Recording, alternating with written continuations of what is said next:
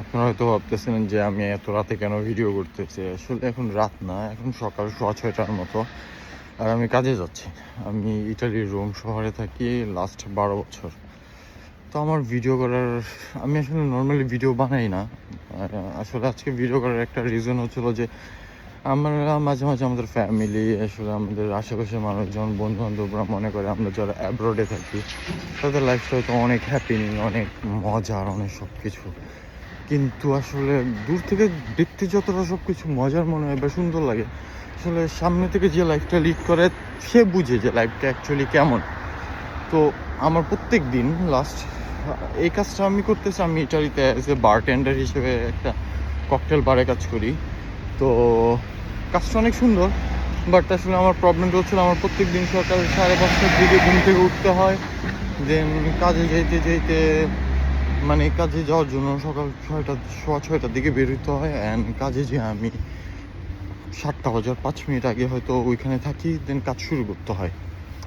তো এই যে ব্যাপারটা, আমরা হয়তো সপ্তাহে একবার সুন্দর একটা কোথাও ঘুরতে গেছি, কোথাও খাওয়া দাওয়া করতে গেছি, একটা ছবি পোস্ট করি বা কিছু করি, তো দেশের মানুষ মনে করে আমাদের হয়তো অনেক মজায় আছি। অ্যাকচুয়ালি আমরা প্রত্যেকটা দিন এরকম কষ্ট করার পরে দেন হয়তো সপ্তাহে একটা দিন খুব সুন্দর জামা কাপড় পরে খুব ভালো একটা জায়গায় যে দেশের মানুষকে ফোন দেই বা ফ্যামিলির সাথে কথা বলি, যাতে তারা আসলে আমাদের এই যে পেইনটা, এই যে স্ট্রাগলটা, এই জিনিসটা আসলে মানে বুঝতে না পারে।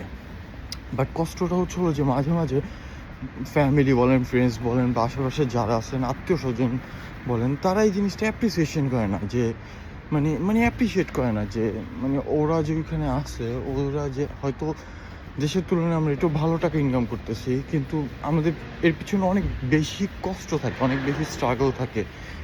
জাস্ট এতটুকুই। আর আসলে এটা আমার ফার্স্ট ভিডিওস, আমি জানি না আসলে আমি কতটুকু আপনাদের বুঝিয়ে পারছি। কিন্তু আপনারা যদি আসলে মানে আমার জিনিসটা বুঝে থাকেন, আমার অবভিয়াসলি আসলে আপনারা আমার সাথে একমত কিনা, বা বিদেশে যারা আছেন আমার ফ্রেন্ডস, আমার বন্ধুরা, তারা যদি এই ভিডিওটা দেখেন, তারা আসলে আমার সাথে কতটুকু একমত, তো আমাকে কমেন্টে জানাবেন অবশ্যই। ইনশাল্লাহ অন্য কোনো একদিন অন্য কোনো টপিকস নিয়ে কথা হয়ে যাবে, দেখা হয়ে যাবে। আল্লাহ হাফেজ।